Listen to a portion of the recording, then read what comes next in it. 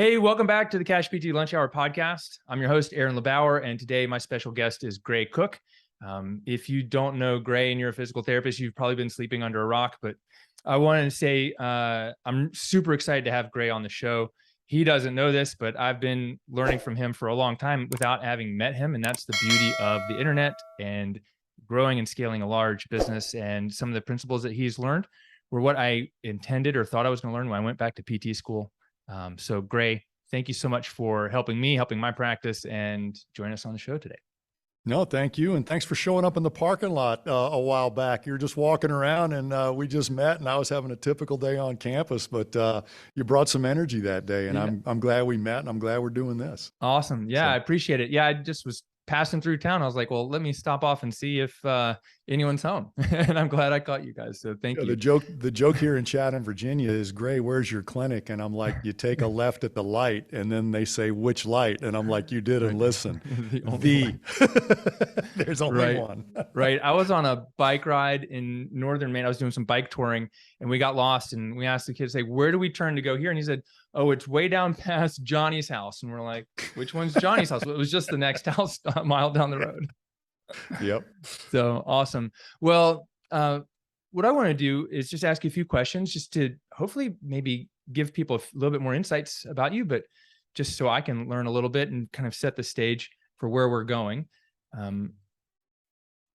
You've written a lot of books, you've taught a lot of people, but really what I want to know is when you got into PT, like, did you ever intend to start a business and teach a new movement system and start educating people, or did you get in for some other reason and things just took a turn? Like, can you take us back to that time and like what was that aha moment? My dad was a pretty good athlete and he was better than me, but I started sort of my whole journey in physical development or changing myself physically just as a young athlete. As a discus thrower, played football, did some stuff like that. So instantly the art of coaching was of more interest to me than becoming maybe healthcare, healer oriented or whatever. And then I realized that the coach is only good when you're not injured. And so then I'm like, and some people get injured and never come back. We would see these athletic stories on TV, or my dad and I would be watching a documentary on Olympic athlete. So I said, who unpacks those problems, right? Mm-hmm. And then I realized, sports medicine, physical therapy, orthopedic surgery, physiatry, chiropractic, osteopath, what do I want to do? The one thing I knew I didn't want to do is make a pharmaceutical company rich. They're already like 2 paychecks away from being richer than God, and I don't want them to be richer than God because then things will be different. So I didn't want to feed the allopathic model. Even as a young undergrad in college, I realized the allopathic model was set up for the convenience of the healthcare worker, not the person suffering. And it reminds me of a story that I didn't have access to at the time, but Wayne Dyer, he was the motivational guy before Anthony Robbins came around, but Wayne Dyer basically tells a story of a village that was imprisoned by a bunch of warlords, and all the people of fighting age were jammed in a prison. And there were some people on the outskirts that wanted to at least do something. So one of the entrepreneurs said, let's get them some fresh water. They got to be jailed. The warlords are occupying the territory, but at least they don't have to drink that. Then another guy said, I have the resources to get blankets to everybody so they don't have to sleep on a floor. And another guy said, I'm in agriculture. Let's get them some fresh fruits and vegetables. The fourth guy was an entrepreneur, and he said, I have a very special set of skills and friends. We're going to find the key and let everybody out. And so the first 3 are noble people in that they assumed they could help these people suffer comfortably. I want to be the badass that hands you the key and says, you don't have to be in low back pain and you don't have to be 30 pounds heavier and you haven't done anything wrong except listen to media for healthcare advice. And we can flip that right away. So I always wanted to be in a position for transformation, not transaction. Yeah. Because outside of athletics or outside of a wonderful moment with your family or friends, a transformational moment in the clinic is why you wake up and do it. And they don't happen every day at 2:30, right? One of my transformational things in the clinic was I had to break through somebody's bad toe touch pattern one day in clinic. So I just on the fly invented the toe touch progression. Now, I commonly do that on stage when I'm lecturing to both healthcare workers and performance and fitness people, where I'll find somebody in the audience that literally hasn't pulled a correct toe touch in 20 years. I'm talking stopping at their kneecaps.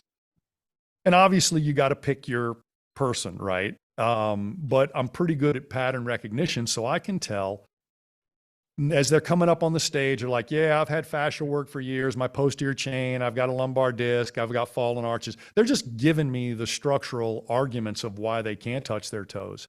And the real reason is it's a poor weight shifting maneuver, and most people don't shift their weight back before they lean forward. And they have a tonic response in their hamstrings, which limits their range of motion. Mm-hmm. But that's an anti-fall command. That's not the static length of your hamstrings. So I'll do a trick. It's called the toe touch progression. TPI uses it in their golf education right now. We used it in the early days of kettlebell, getting somebody a little bit better hip hinging before they swing. The point being, I'm not showing you that I have the neatest tricks in the world. All of us have neat tricks, or we wouldn't get the mic and we wouldn't be on stage. What I'm demonstrating is, without words, a functional problem. There is no structure keeping you from touching your toes. This is an organizational, operational, tension allocation, alignment balancing act, and you're running the wrong app to touch your toes. Right. And so I do this little mind scrub, body scrub, and now all of a sudden you touch your toes because I took away the app that said, you've got to do it this way. A lot of people took that right back to the clinic and use that tactic to break through a bad forward bending movement pattern. They didn't use it the way I use it, I can do the same thing with single leg stance or T-spine mobility. The point is, most of our clients, athletes, and patients coming to us today are under the illusion that a big part of their physical limitation is structural, and it's not. It's functional. 99% of the reason your phone's running like shit today is you got too much shit open. Turn it off, close it down, let it reset. You'll find out you don't have a bad phone. It's got a bad operator. And the message that I really think we've brought this movement conversation to is we can get to the bottleneck of any movement problem you got, even if it's between your ears or even if it's in your awareness, because we try to change behavior by adding a new behavior. The way you change behavior is to basically confront perception. And I really do appreciate those moments, because my biggest moments in the clinic aren't a manip or a perfect placement of a dry needle or even the discovery of an exercise. It's when I do something that helps them get it, because they never unget it again, especially people that have been burdened with a problem. If they've had a problem for a while and you elegantly, kindly, and clearly take them to that bottleneck of perception that they had, and boom, it opens up. And the person who walked up on stage was saying all the way up on stage, I haven't touched my toes in 20 years. Mm-hmm. Because they didn't say X, that. Y, and Z problem, right? Right. They were already preloading the can't. My confidence just outweighed your doubt today, so I win. And if your confidence doesn't outweigh their doubt, you're going to burn out quickly in practice. You got to carry the confidence, not the cockiness. Right. It's different. I think I see this, and I think my brain jumps in all the different directions, but I think I see the problem. What I've been trying to figure out is, how do I keep patients from coming in and saying, Dr. LeBauer, I was told never to lift 35 pounds ever again. If I bend over, I'm going to blow out my disc and all these things. And I'm starting to realize it's our society's messaging through media, through social media, through movies. Even just The Rock chews opioids like candy in his movies. And it's like, and I'm seeing that that's a big feeder of the problem. How do we start changing that perception, or how do we get PT in the forefront in a correct manner of what we do, or change the perception of the public of what injury and pain is all about, so that it makes our jobs easier in the clinic, when people come in and are saying, I've got all these problems. You know what I'm saying? No, I know exactly what you're saying. And I've mentored a lot of young therapists, and I'm probably not a good mentor. because I was raised by a guy who always told me be a leader, not a follower. But I didn't understand what he was talking about. I was a captain of the football team. I was a captain of the track team. I was an RA in my dorm. I always positioned myself in leadership roles. But 3 years into my physical therapy practice, I was becoming board certified as an orthopedic specialist. And I was already a strength coach. And I was already Olympic weightlifting coach. And I realized many of the things that I was doing in clinic were easily preventable if I'd been there a few weeks ago. If I could have been your strength coach, I wouldn't have to be your PT. If I could have been your parent, I wouldn't have to be your confidant right now. And so I realized this space and opportunity of a touch with physical therapy that you got. The therapy is not the e-stim machine that I'm hooking you to, or the scraping tool that I'm dragging across your tissue. The PT is the radically transparent algorithm that I'm running in my brain, the algorithmic thinking that's going to take me to the weakest link and then help calculate the minimum effective dose.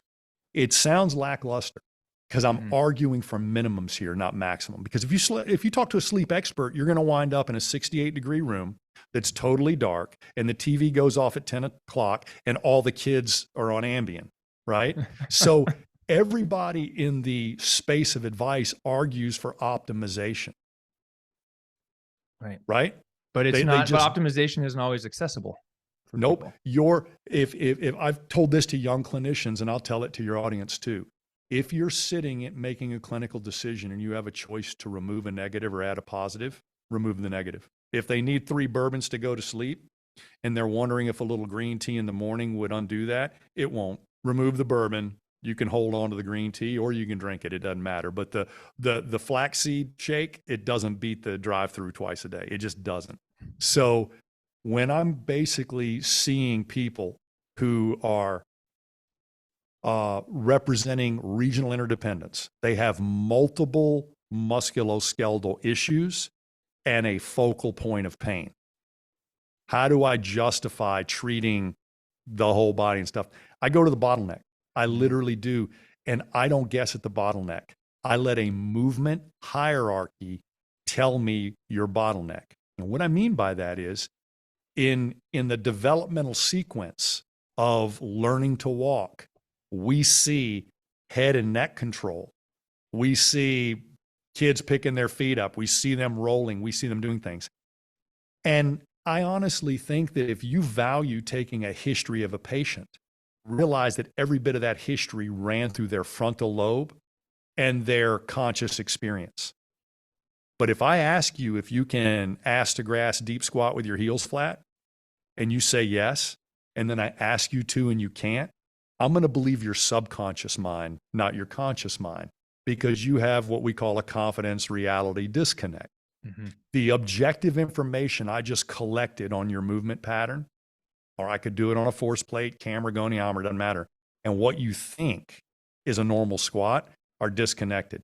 There's your problem in therapy right there. Until that problem goes away, heat, stem, scraping, needles, and a bunch of anatomical descriptions of how your glute and pelvic floor and back work together don't matter. They think their squat's fine. They think a squat is supposed to hurt. They think they're always supposed to shift to the right in a squat, or their heels are supposed to pop up that early. So creating the awareness. I get through somebody's SFMA, their selective functional movement assessment or movement screen. I don't tell them how they scored. I go right to the bottleneck that the objective screen showed me. Hip hinge for one, single leg stance for another, breathing for one person, right? I go right to that bottleneck. And then I say, is there a state under this? So if you have really poor balance, I can take you to rolling left and right. And you're probably going to show me a rolling asymmetry that's about as obvious as your single leg stance asymmetry. When I take you out of the practice session, down below this conscious orientation, do a little adjustment of you, if you will. Meaning, yeah, you're holding your breath when you roll. So let's just get a rolling session going. They come back up and post better single leg stance. there's a transparency there that a lot of therapists don't get. I didn't practice balance for 4 minutes. They know I didn't practice balance for 4 minutes. I practiced something that looks so different than balance that it doesn't even have the same connotation. Right. This is and then like, I brought you back up to saying, right. So I just want to make this, I think is an important concept. I want to clarify for people, like, especially clinically, it's instead of practicing a fastball to throw a faster fastball, you're practicing a knuckleball, a curveball. You're even doing something like playing basketball to throw a faster fastball. So it's that same concept, right?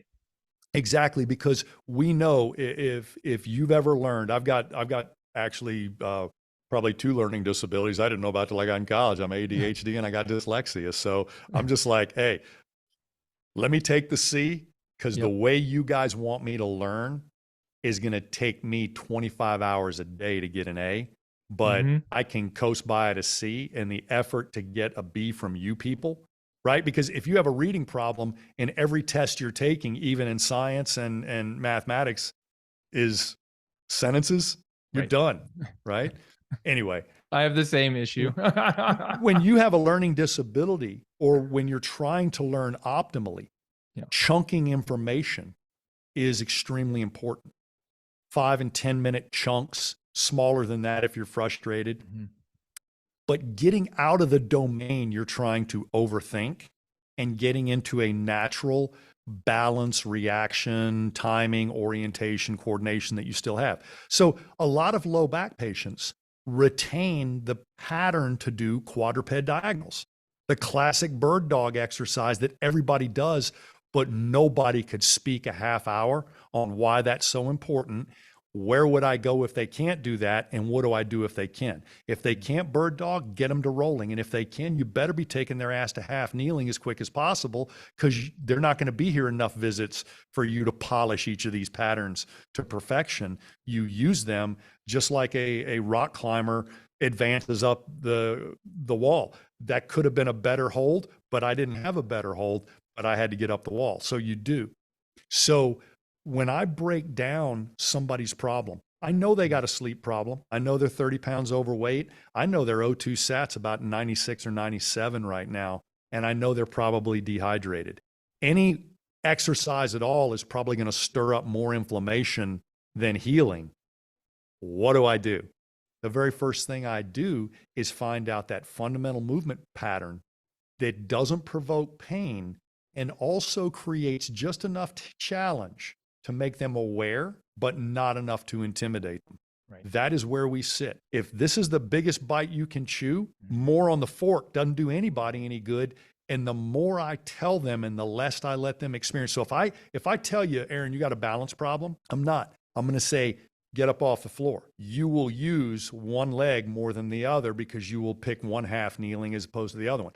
Then I'll say, now do it the other way. I barely can. That's what I mean about a balance problem. And they're like, oh yeah, I get what you're saying. Yeah. And that's kind of like where you start getting buy-in. And I think from the patients, right? And I think the most amazing thing for me in some of those situations is I'll take someone who's a former professional athlete or their top level athlete, put them in a position that's compromising, like single leg, like what the half kneeling single leg lunge, and they're sweating bullets and they can't hold it. And they're just like, whoa, like this should be easy. And now they've bought in. And you know what? I also tell them, you're not this deconditioned, because I've done that half kneeling trick too. And if you narrow the base, they go sympathetic on you. Yeah. And so the response they're having is a anti-fall fear strategy, not a, I've got to own this position strategy. And that's why, I mean, there's a lot of people that can't half kneel comfortably, but oh man, if today's workout has Turkish get up on it, then we got to do that. And I'm like, you're just going to rush through a very stable transition point that's made to make the move work better, not less. But I try to create, with the data I collect, screening, assessment, with my hands, with my history, with any other device I'm using, I try to convert that into a nonverbal experience that we can both share. So whenever I say you got a balance problem, it's not like they're intimidated by me saying you're slouching again, you didn't remember to engage your glutes. Nobody's supposed to do that. You're supposed to friggin' walk. Yeah. What I'm trying to say is, remember how you felt when I made you roll to your left and get up on your left side as opposed to roll to your right and get up on your right side. Remember how you felt? Try that again right now. Does that feel better or worse? Yeah. Oh, that's way better than whatever nutrient this whole thing needs, because part of this is your awareness. Part of this is your motor programming. Part of this is your tissue warm up. Part of this is you having a better sense of awareness and you actually slowed down. And by the way, the last time you did this, I got it on video, you held your breath the whole time.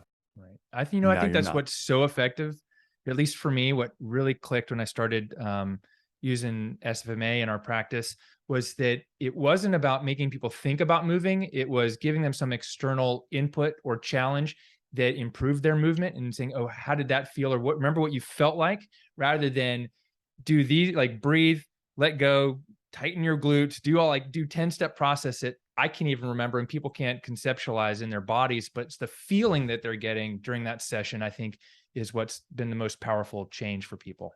Wouldn't you No, agree? it is. And when I've had an intern with me for more than a year, I start zip tying their hands and their mouth behind their back and saying, listen, they don't have to learn what you know about being a sniper to reclaim their health. And you can talk your way through it and say, I'm penetrating the multifidus on the right now, and I just landed on your lamina and stuff like that. I mean, you can impress people with medical speak. But on the other side of that, I try to Mark Twain the shit out of it. Mark Twain can say the same thing Aristotle said in half the words, and most rednecks can get it. Right. That's where I live. And the more people that can understand the concept, the better it is. So don't tell people you're a sniper or tell them what you did to acquisition the target unless they ask. You'll know I'm a sniper when a half mile away you hear the steel go ping. I don't have to tell you because you're not going to find many other people that can do that. And that's what you hear when you take the little extra time to do an SFMA. You will hear people say, I've never had a more thorough exam or a cleaner explanation. Well, they go hand in hand.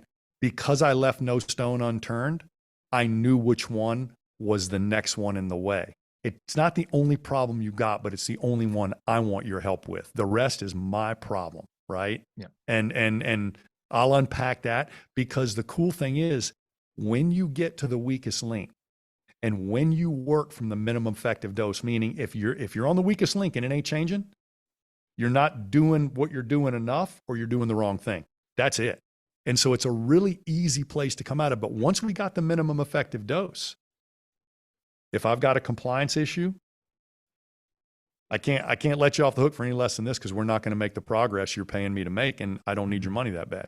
So Right. this is, so what they don't realize is through the integrity of my exam, I painted them right into a corner of adult accountability. Here's your bottleneck. Here's your weakest link. And here's the least you can possibly do and not waste both our time. Right. And then people have to see a result from that too, right? Oh, Right. yeah. They have to feel a result from that.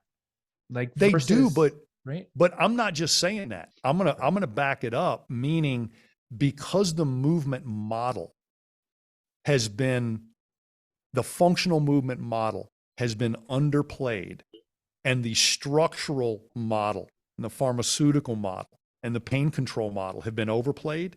We don't realize these are equal assets.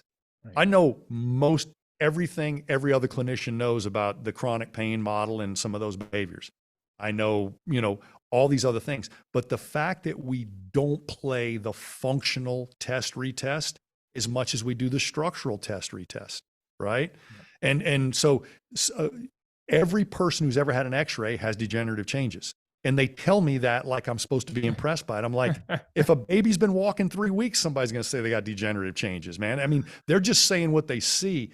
I'm not quite so sure that's why this is happening to you now, because most of those degenerative changes were on your x-ray 18 months ago, and you'd never had a back problem 18 months ago. So, it's not a lot of logic built in to a structure-based allopathic model. So the only chance we got is to do something that feels awkward or impossible, and in the same session, liberate that situation, knowing that I didn't make you stronger or more mobile in a single session. I helped you dump inappropriate tone, tension, fear, and bad feed forward motor programming. So. Right. How do we get this get this system, get people to look at their movement? How do we get looking at someone's movement and movement quality in line before someone's scared to death about insurance and they have to go get an MRI to know exactly what's going on? Like, how do we get that piece? What is there anything we can do as physical therapists or just as movement professionals? How do we get that in front of the line? So that's the first stop for people. Do you mean academically, like how do I prepare myself as a clinician to get ready for that? Or how do I prioritize that in the system of my daily practice? How do we get it? Yes. So how do we do it in our daily practice? So like what I really want people to think is when I tweak my back, I know I need a total body diagnostic to know what's going on rather than I know I need an MRI. So, when someone gets hurt, they tweak their back, tweak their knee, they go to the orthopedic surgeon. Orthopedic surgeon says, you know what, we can always do surgery, but first let's get you an MRI. They don't put their hands on them. They don't do any special tests.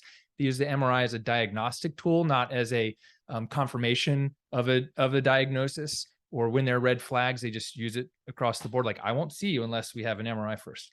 How do we get a physical therapy screen, a movement screen, a FMS, a SFMA, a top tier, a something in front of the line so that people in our society know I need to improve my movement to get better long-term rather than I just need to get another x-ray and end up being scared because I've got a herniated disc?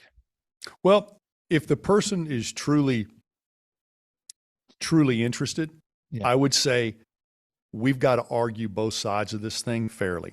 Mm-hmm. You will agree that your iPhone both has structure and function to it. Okay. The only way I can test your phone's function is I have to function it. Right. I have to hit buttons and open apps and close apps. And to vet the structure, I just got to take it apart and put it back together. To help you, we got to argue both sides. Now, here's my olive branch. You don't have pristine structure. Mm-hmm. But you also don't have pristine function. We've already mapped your structural abnormalities. We must also map your functional abnormalities because I can't change your structure as quickly as you need me to. But if we alter your function today, next year your structure looks different. Right. And there's an irony here. All the right-handed tennis players I've ever worked with had greater bone density in their right hand. Now, did they just happen to pick up a racket in that hand? Or, and choose the arm, get lucky and choose the arm with greater bone density? Or does choking the shit out of that racket on a good topspin forehand create the muscle compressive forces to activate Wolff's Law greater on your right arm than your left arm? So I will drop something like that to say, mm-hmm. I'm not here to refute the structural model. I'm here to defend the functional model because most 90-year-olds that are still active and enjoying life and walking around in their community and cognitively and physically participating, as somebody who's not having to be taken care of, they don't have perfect structure or function. Mm-hmm. They balanced it out, right? And the balancing act of your structure and function, your goals and your capacity, this is the balancing act we're doing. And I've always found there's more adjustability in function, not because I'm good or not because I discovered something unique. There's less that's been done for it. Your PE teacher didn't take a functional approach. Your GP didn't take a functional approach. Your OBGYN didn't take a functional approach. And the person who gave you a hernia repair didn't take a functional approach because that's an orthopedic surgery, but they're not an orthopedic surgeon. So nobody refers rehab post C-section or hernia, right, even though most of these people would light up an SFMA and are about a year away from low back pain or neck pain because their core was surgically altered and they weren't oriented into rehab. They were back upright using a core, and that's when those multifidus get sleepy and stuff like that. So if I'm not being cocky today, I'll say we've got to be able to argue both sides of this. And once we argue both sides, one's going to make a lot more sense to you. Yeah. And it'll have a lot less barrier to vet. The other way I say it is, listen, the functional movement station has been at the NFL Combine for probably 10 years now.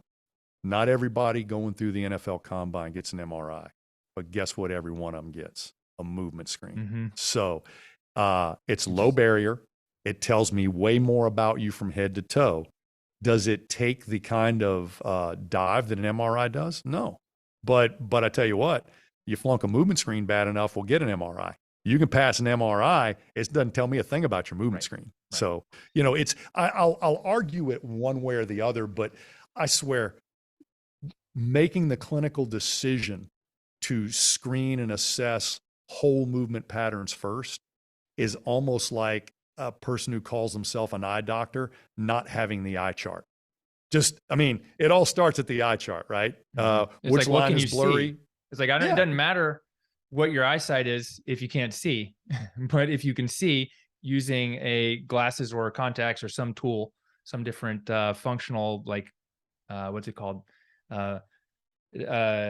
Like a strategy, some kind of, because there's 5 different strategies we can use to help someone get better at running, probably more. It doesn't matter which one of those tools is if the transformation, the goal is being met versus what the structure looks like or what the strategy is, right? Well, see, the eye chart is elegant and beautiful because it's a standard, right?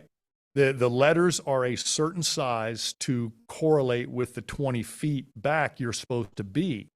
So we don't arbitrarily get to pick the size of the lines that people read. So you can imagine how I felt when I threw the movement screen out there and people like, yeah, we do the squat test, we don't do the push-up. I'm like, that's like reading line 3 and thinking it's not about one pattern's more important than the other. In a developmental progression, each of these milestones must be competent or it creates a poor foundation for the next movement pattern, which is entirely possible. That's what compensation and adaptation is for. But the other beauty in the eye chart is you wouldn't be an eye doctor if you had perfect vision. So you're going to be challenged at some point in this visual obstacle course, just like you will be challenged at some point in the SFMA in clinic or in the FMS when you're over at the gym. But that sets a baseline, because what the doctor at the eye facility is also getting ready to do is lay a lens on your nose, and all of a sudden the blurry line changes in a single session. Now, he can have a set of eyeglasses that's ground to make your eyes converge better and maybe do some eye muscle training, or this is, hey, your lens isn't good anymore and we got to account for that. I wear readers right now. My point is, most people that I've met aren't as passionate to set a baseline as me because they aren't as confident in the fact that they're going to change that damn thing way quicker than the consensus. And I already know if I lay a functional milestone down on you, our 80-20 play is we can modulate it, not just enough for us to measure it different, but enough for you to appreciate it different. And at that level of integrity, we'll move forward from there. Yeah. So I'm not, the eye chart's there in the beginning to find out what you are, but it's also there to show you the value of this experience with very little effort on your part or very little thinking on your part. Just trust me, lay these on, put these glasses on, now how's it look? And that's what I want to do with balance, and that's what I want to do with posture and stuff. And ultimately, I think we try to coach people into these places instead of providing an experience where they're like, wow, all you had me do was stretch my back and walk on the balance beam 4 times, and now my balance is better on that little motor control screen you did. I'm like, yeah, that's how easy this is if we get to the problem. I wouldn't have known to go there had I not broken all those other movements out. Out of the 20 movements I did on you, only 2 were bad, but I had to do all 20 to figure that out, and I'll never not do all 20. So, right. So I think there's a good kind of time to say, you recently wrote a book, The Business of Movement, right? Which is great. I've got a copy, and I've got a couple of questions I want to ask you about it. And I think the very first question, and you talk about this in the book, but I'd love for you to share a little bit, is how you're using your screens, so the SFMA and FMS, like the different screens that you guys have created to enhance and grow your business. And I think you talk about the effectiveness of the treatment, like you have to be good, and we've talked about being a sniper, but how are you using these moments in time of screening people to help grow your practice or help grow your business? Because I think that's one of the number one questions that people are probably asking themselves. Okay, great, this sounds good, but how is it going to benefit me and my business growth? And I know there's some strategies that you guys have used to do that. And in the beginning, the FMS and SFMA were simply internal tools. Mm-hmm. I wasn't advertising them because I came back to my hometown and I was up against two physical therapy practices, the hospital and the orthopedic group's pet dog. Got it? Yeah, my best thing about, and I guess I offend some people, but if you're in a physician-owned practice, you ain't got to be good. You just got to be there. Just got to be at the end of the conveyor belt and just sign your name to a bunch of things and measure a few things and cut off some TheraBand. 35 years of that, retire in Florida and think you did something, but all you help people do is suffer comfortably. Mm-hmm. And so I was up against the hospital and I was up against the physician group. So the SFMA and FMS couldn't be marketing tools for me. They had to be my Swiss Army knife so I could close cases better and more thorough for who first? Football coaches, personal trainers, massage therapists who got a little bit stuck on somebody who had continuous trigger point. I educated the podiatrist and said, hey, you take care of the foot, we'll make sure everything above that is going just like you want it to. I marketed to GPs, general surgeons doing the hernias and stuff like that, the oral surgeons doing TMJ. I went everywhere except the orthopedic practice because I knew they weren't going to send me anybody. Mm-hmm. But I tell you what happened. After 3 years of me doing everything else, one of those orthopods would have a kid or a wife with a problem. They'd send them to me, not across the hall.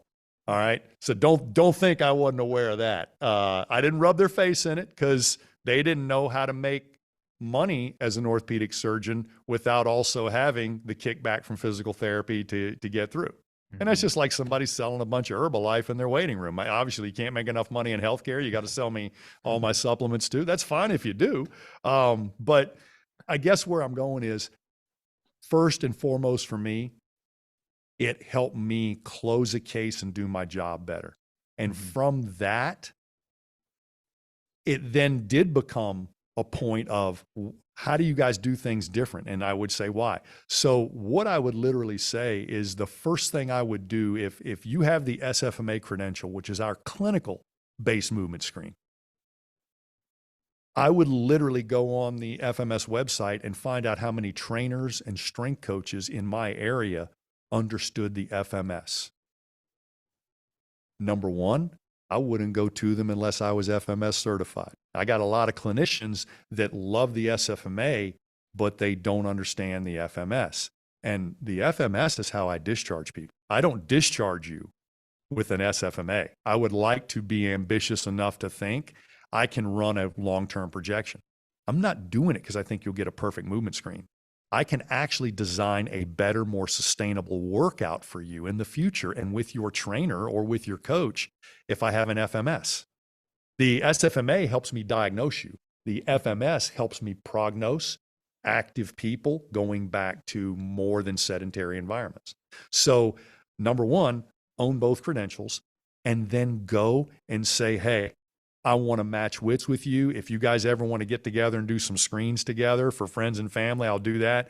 And anytime you find a problem, I'll run the model as good as you do. Meaning I want to trust you. If I send you a screen, you can trust me if you need pain to be broken out of that with an SFMA.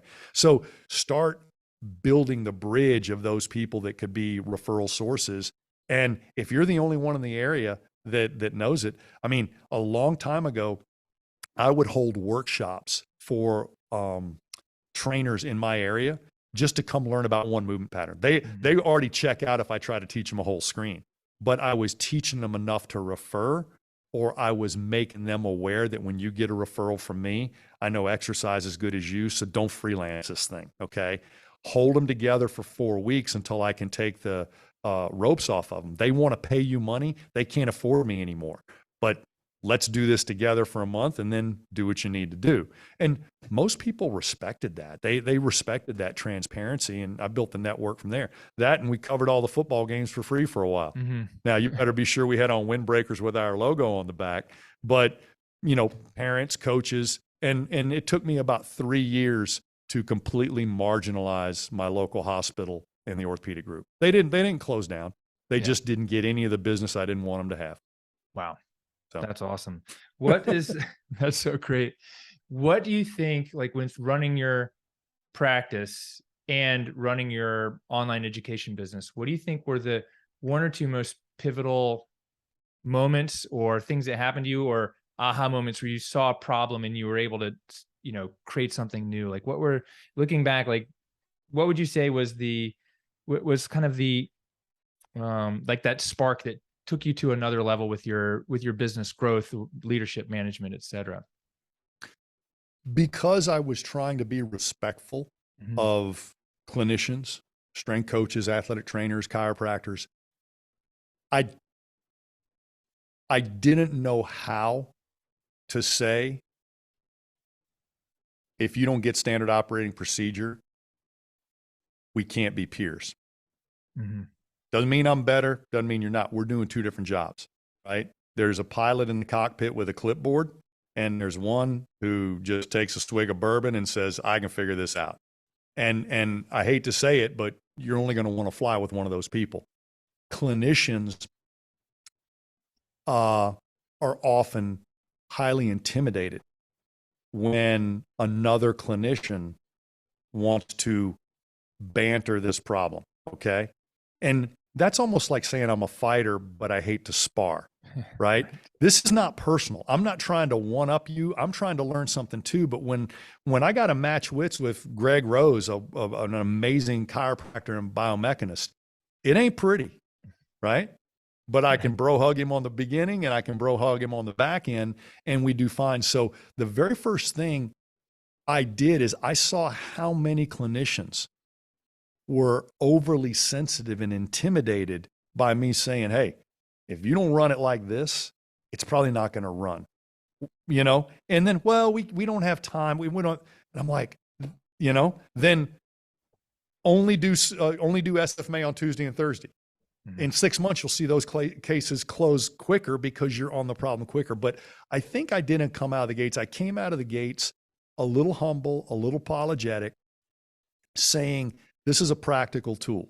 Research hasn't figured out how it works yet. They would still rather you have 2 camera systems and a force plate. I can kick your ass every day of the week with a better movement model because there are no assumptions built into it. Doesn't mean I don't have value a force plate. I just don't need it to diagnose you. Mm-hmm. I just don't. So I should have come out earlier saying, you're either doing it this way or you're not. I probably would have hurt our business a little bit.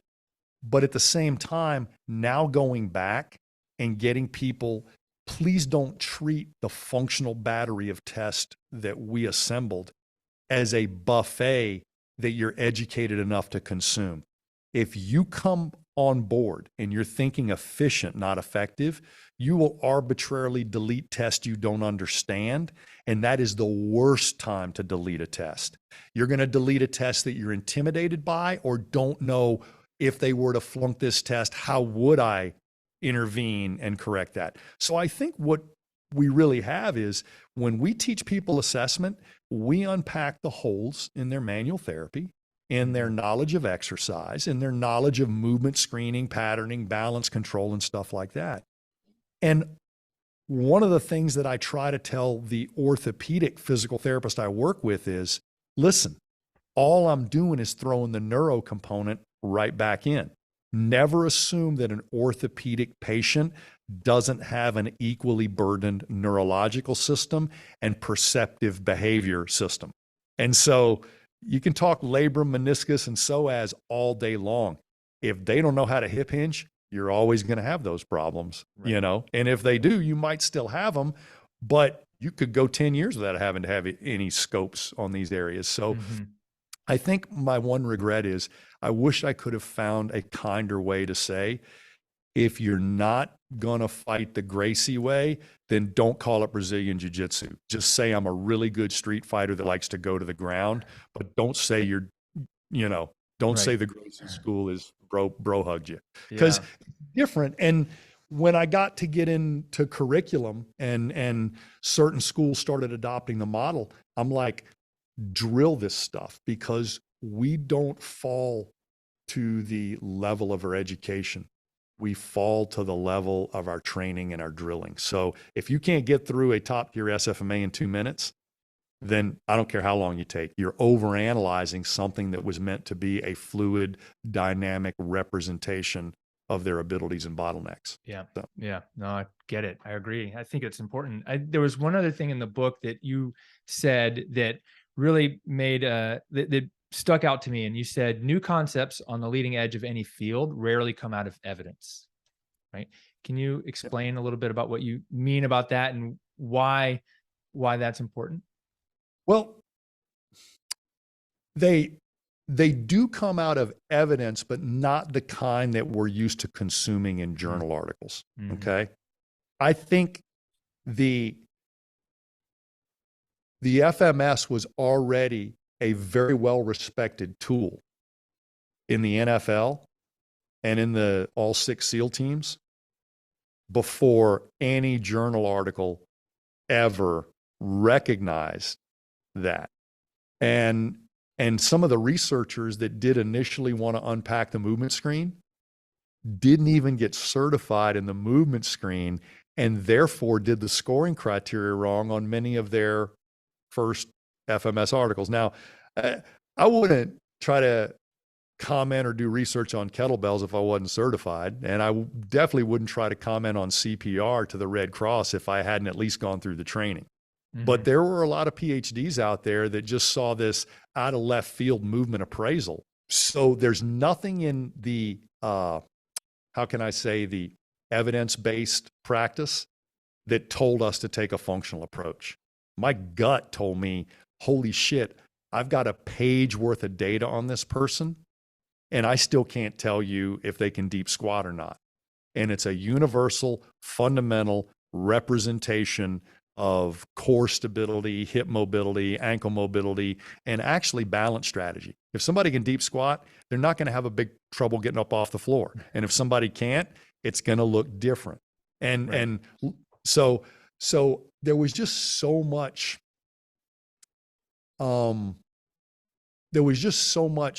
natural humanity that we weren't bringing to the exam. So the day I invented the movement screen, I didn't throw away manual muscle testing and goniometry. I simply said, if manual muscle testing and goniometry say you're good and it hurts to touch your toes, I'm going to challenge the impairment measures with a global functional measure. Whether you know it or not, your insurance is paying me to generate a global better behavior out of you, both with risk and symptoms. Your goniometer can be one of the bottlenecks. Your lack of strength can be one of the bottlenecks. But the funny thing is, when we take a goniometric or manual muscle test approach, it's real easy to get blinders on and strengthen that muscle group you were thinking of and assume that gait fixed itself. Right. I've seen Trendelenburg with a weak glute medius and with a strong glute medius.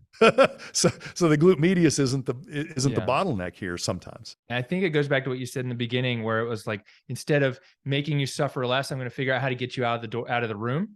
Right. And I think that that's one of the things that this pointed out to me, and you may or may not see this, but the way I see it is, Gray, you've got a superpower to find solutions to problems other people aren't seeing.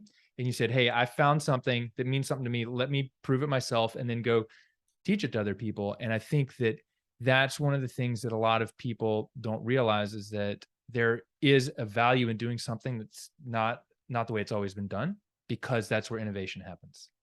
Right. And I want the people listening to this podcast to realize, early in my career, I recognized that there wasn't enough precision in the diagnostic process. Oh, it's inflammation. Oh, it's this. Who's going to question you, right? Who's going to question you?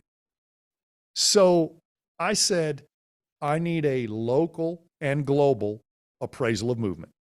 So if I say you got horrible ankle mobility, not only can my goniometer tell me that, your deep squat can tell us that, okay? Mhm. If I say you've got poor core stability and single leg stance on left, I can check the muscles in the hip and show that they're weaker on that side, but I can also ask you to balance. When both those measures agree, or when both those measures disagree, I feel like I have alignment with local measurement or impairment measures and global or functional measures. What I then realized going through all my manual therapy search is many musculoskeletal therapists don't really isolate the broken pattern. They are very good at getting to the part sometimes, but they don't really show all the different ways that pattern represents itself: open chain, closed chain, asymmetrical, symmetrical, transitional, right? So I started looking at that and I'm like, okay, I got global and local right now. Now that we can take the SFMA and go right down the rabbit hole and shoot like a sniper, I literally think the thing that therapists trying to distinguish themselves in the near future are going to have to run lifestyle, meaning almost everything I said in that book is you're getting ready to have a little bit longer term relationship with your patient than you thought. But if you envision that as manual therapy, that's not going to work. They can ask Google the same question they can ask you, and Google will answer it quicker and flashier and link them with a lot of confirmation bias that makes Google sound smarter than you, right? Right. I did a Google talk, by the way. It's up if anybody wants to. It's like a long form TED talk. Dr. But Google that's an and impressive. Dr. YouTube. Yeah, I call it search for your movement, because if Google knows what I'm searching for, then believe it or not, I figured out what you're searching for, and it's not side planks. It's a better core, and those two have nothing to do with each other.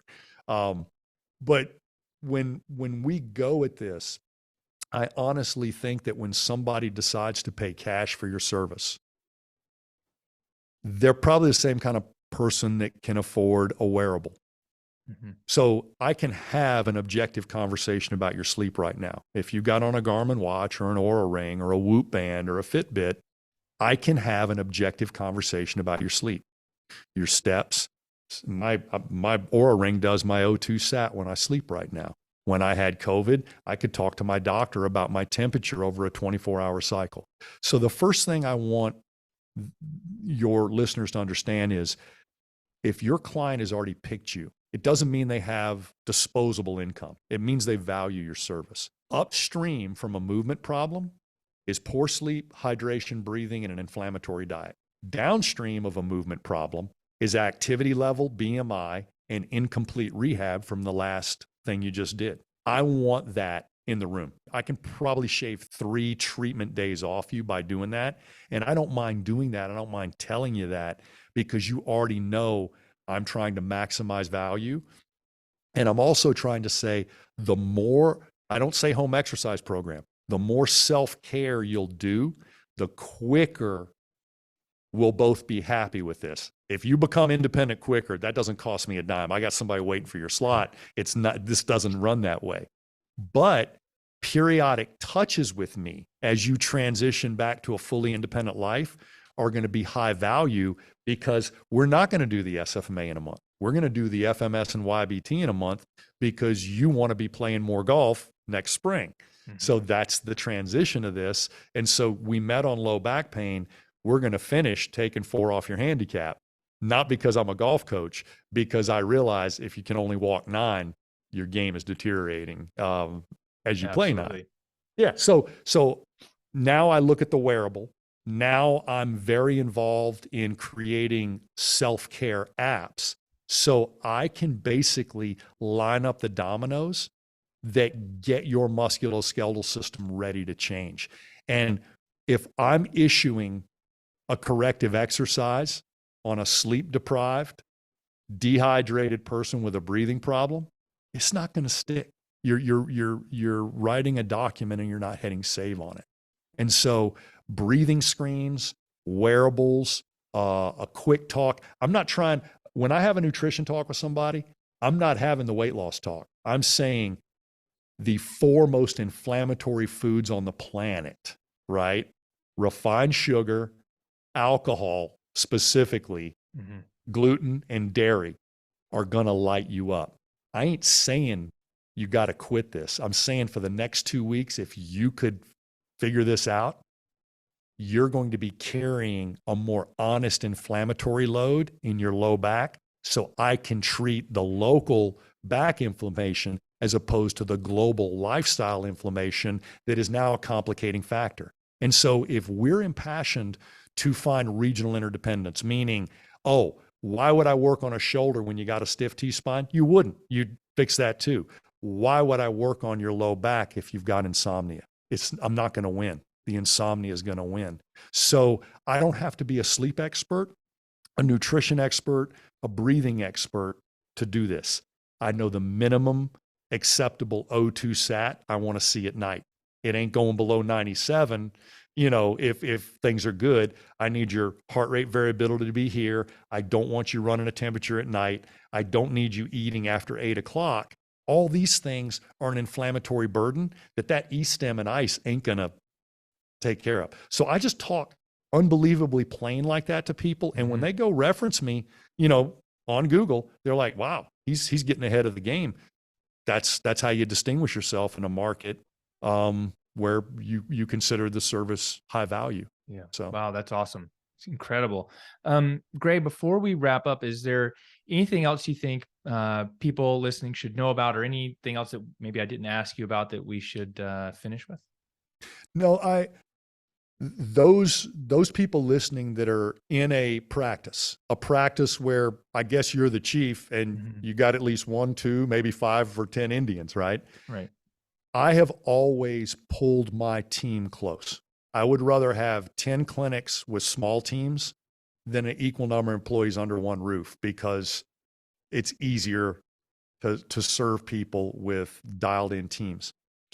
I empowered my PTAs and my ATCs and my techs to do as many of my tests as possible.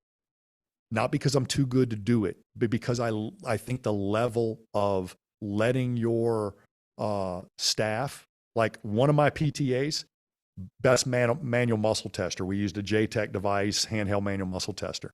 One of my PTAs was low back. As far as low back exercises and stuff like that, they just had roles. But, in this book, The Business of Movement, we have chiropractic techs videoing the top tier, the SFMA.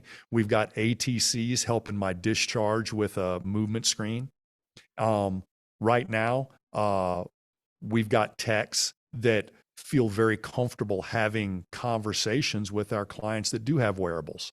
As a matter of fact, there are apps where we can track the domains they want to work on. So the very first thing I do when I get new opportunities is I don't do those in my exam. My exam is already full. You know everything that we're trying to look at.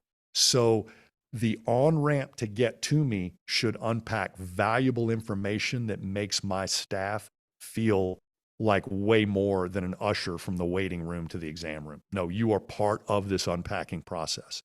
And when I send you out to the gym because I got another exam, that unpacking process, that exercise is going to go smooth because we all train together.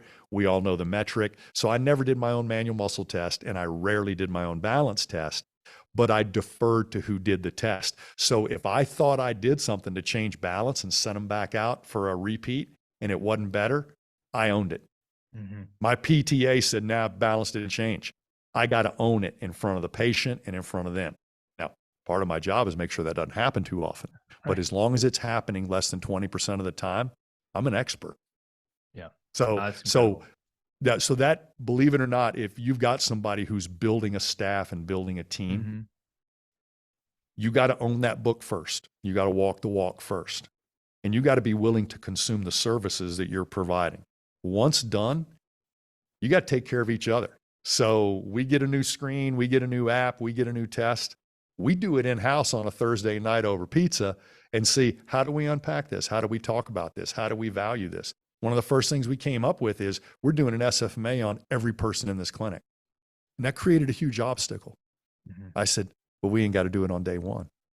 If they're post-surgical, they're acutely inflamed, and they need a big old bro hug and the fact that everything's going to be fine and we're going to get some swelling off this knee, they're not getting an SFMA today. They're not getting a YBT today. They're getting good physical therapy today. They're getting some self-care. And if you come back and this thing's this swollen, I know you haven't done anything I told you to do. So do we have to be functional movement systems day one? No. But before you're done here, we will be. And that's where all the excuses of not doing advanced functional metrics are all time constraints, and I can't do this on day one. It doesn't matter what their SFMA says. If you're acutely inflamed and you're not weight bearing, why do I care about doing a functional test today? Right. We're doing lymphatic drainage today, bro. Yeah. I mean, the patient will go like, why are you looking at that? This is where it hurts. And and then even if they're acutely painful, it's just going to mask all the movement faults because it's the pain that's controlling the movement, right? Exactly. And so, a lot of people will say, no, it's the other knee. And I'm like, this is my baseline, right? I'm not saying it's perfect, but it's the only other knee you got. So let me start on the good side. Yeah. And it creates a humorous interplay. But yeah, if a mechanic only looks at what you point at on your car, they're not as good as the guy who walks all the way around, and takes in his own information while still listening to what you said, right? That's the difference. Yeah, so that's great. So Gray, if someone wants to find you, I know you're kind of hard to find online, but like, what's the best place to find you online? And if they want to get a copy of the book, where should they go to find it? Amazon is easy. And if you like to listen to books like I do, it is now on Audible. And the good news is I only read a small portion of the book. Georgie Fear does a great job with the read and the story. And I almost wish that even the parts that I read for the book, now she reads too. The cool thing is the way we built that book is you got a QRL code. So you get to the end of a chapter and you just want to hear me do the summary, maybe even practice for the way you talk to your staff or patients. Run your phone right over that. It takes you right to the video. So I tried to make the book as interactive as possible and really sort of restructure your practice, because the hidden gem in that is if you're already a competent musculoskeletal practitioner, then the skill set I want you to get is not more musculoskeletal. You need to pivot and adopt a wellness umbrella. So all questions of wellness are redirected back through your thought process, but you're not going to be able to charge the same for wellness as therapy. But I honestly think it is an asset to transitional discharge and people who may not be able to afford a deep dive. I think we've got to build that bridge. So much of what we do in musculoskeletal medicine is in silos, right? And there's a silo of healthcare and there's a silo of fitness, strength, conditioning. And in between those two silos lives everybody else, right? Because they're not fit enough to do what they want to do, and they're not sick enough to get physical therapy, but they can't touch their toes, they can't squat, and they're riding a golf cart instead of walking like they promised their wife they would. So, I think there's an unbelievable subtle wellness message in that book that shows you how to use the same resources, staff, models to give people a little therapy and a lot of wellness instead of a lot of therapy and a little wellness. I really think that I would be more than happy to unpack this again if some people dive into the book and then say, where are my opportunities here? But I think they're going to be obvious. I really do. Awesome. I'd love to do that. And I think, and you and Lee have a podcast. It's called Movement Pod. Where does someone go to listen to more about you guys talking about FMS and all the things? Yeah, movementpod.com. And here's one that I'll throw out to your clinicians right now. When Gray Cook unpacks his own stress recovery cycle, I don't have a problem finding activity, stress, or steps in my day. I have been a poor sleeper most of my life. I've had seasonal allergies, and I've been a binge eater with probably a little bit of hypoglycemia. My musculoskeletal system runs better when I do my recovery better than when I have access to the best soft tissue people in the world. And I have both. I can get dry needled by the best people in the world, but it's better if I just take care of myself. And Lee and I approach the stress recovery cycle dilemma where I honestly think that the more access we independent practitioners have to signs of good recovery. Now, I use the balance test and grip test as a recovery indicator. But when I've got somebody with an Oura ring or another wearable, I incorporate that data immediately into how I challenge them. I would almost rather people do better rest and recovery and not do home exercise if they've got to make the choice. Now, if they're going to do home exercise, all the better. But that's how passionate I am about how many toxic lifestyles I've had to unpack in the last 8 years of practice. Oh, yeah. From pro athletes all the way down to a farmer I saw last week. It's, oh my gosh, the toxic lifestyle is a bigger burden than the musculoskeletal issue. But they're here, and this is a musculoskeletal issue, and it's where their focal point is. So all I got to do is sell them on the upstream behavior and the downstream outcome we're shooting for. So yeah, that's, I mean, I've found a McDonald's like cup and like wrapper and fries like full in one of my trash cans one time. I was like, where'd that come from? You know, and I think it was like a patient I'd had to talk to about, you know, she had like a chronic fatigue and a bunch of things. We talked about lifestyle, and I think she must have had that in her pocket that day. And I was like, oh no, did I go too hard on that for her? But there's a balance there. And I think that was one of those moments where I had like, I knew that this lifestyle was so much more important than anything I could do with my hands that day. And it's like, there's a balance for people, I think, about how we address it. I don't know. I think that's no, I'll give you one quick right? story. And this is way before, this is 15 years ago. I had a patient. She's a single mom, limited to 6 total visits for low back pain. Mhm. We could see her in the evening. We were seeing some athletes and stuff like that. My very first visit, she had a distended abdomen and a lot of touchiness to her abdomen. Yeah. Low back pain, typical bad core, a lot of things going on. But she also made some comments as to her back pain was worse, and she was frequently constipated and stuff like that. And I just talked to her about her diet, and I gave her the inflammatory food talk. And she goes, really? And I'm like, I tell you what, if it's white, just don't eat it for 2 weeks, right? And since you've only got 5 visits left with me, I want you to take every bit of time you'd spend coming here, manage your diet, and just literally, let's get the inflammatory foods out of your diet. Mm-hmm. She was very concerned about her distended abdomen. Yeah. And I measured her, midline umbilical. She dropped 4 inches in her waist in 2 weeks. Wow. And didn't drop a pound, meaning her body weight was the same. She was also 50% less on her low back pain rating scale.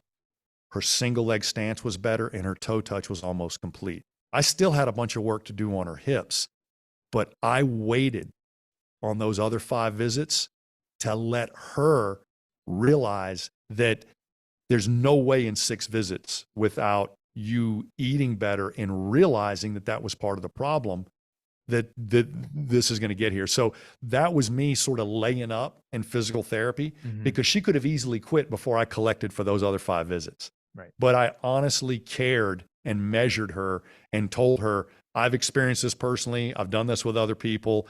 I don't want to be right. If this is all low back, it is, but I got a bad feeling that a lot of this is lifestyle. And she bought into it. She did. And like I said, I don't even think we needed the 5 visits. I put her once a week for 5 weeks, which insurance doesn't even know what to do with that back in those days, right? That I'm trying to save you money and do them a turn too. But anyway, that is an early crossroads in my career when I'm like, listen, there's no such thing as a family doc anymore.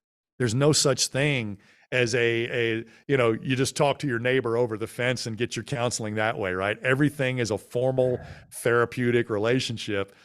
This is how I unpack your back. I'm going to fix your gut first. So. Right. No, that's incredible. It's a great story. And thank you for sharing.